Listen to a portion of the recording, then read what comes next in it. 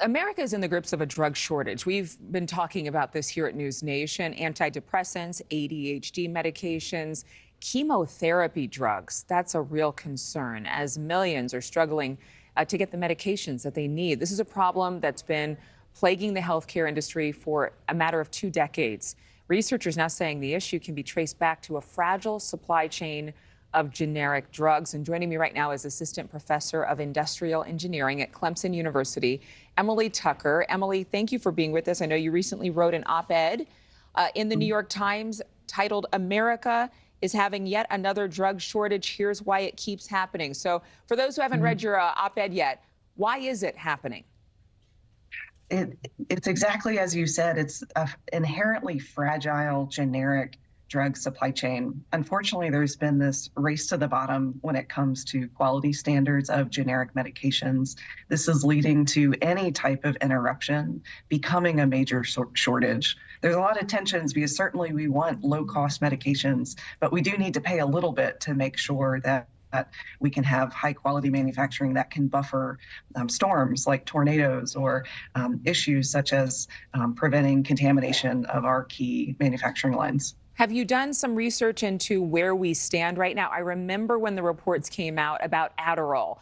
I remember when the reports came out just this year recently about chemotherapy drugs. When you think about how many people we all personally know who are dealing with cancer, those kinds of things, you're thinking, how can the medical industry survive a chemotherapy shortage? Have we improved at all? Unfortunately, no. Unfortunately, no. The shortages this year are slowly resolving.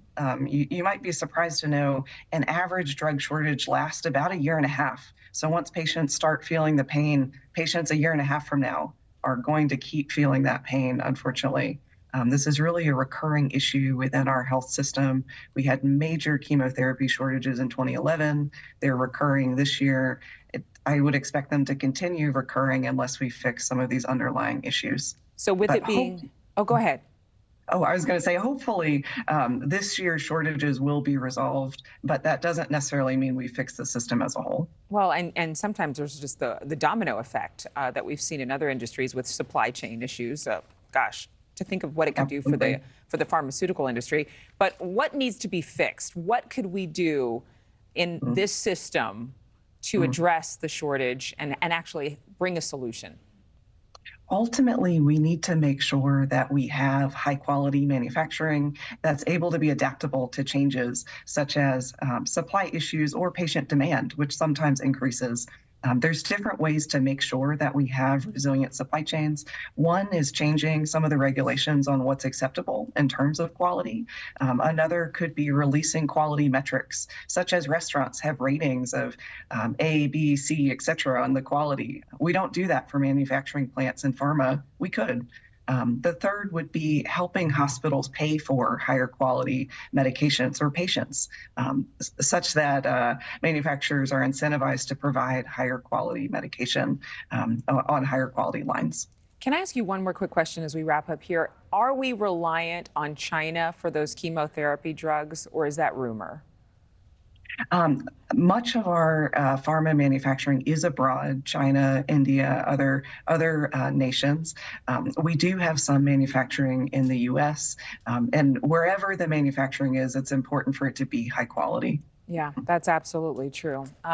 We deserve, and our families deserve, nothing but the best in what is supposed to be the best country to have medical care in the world.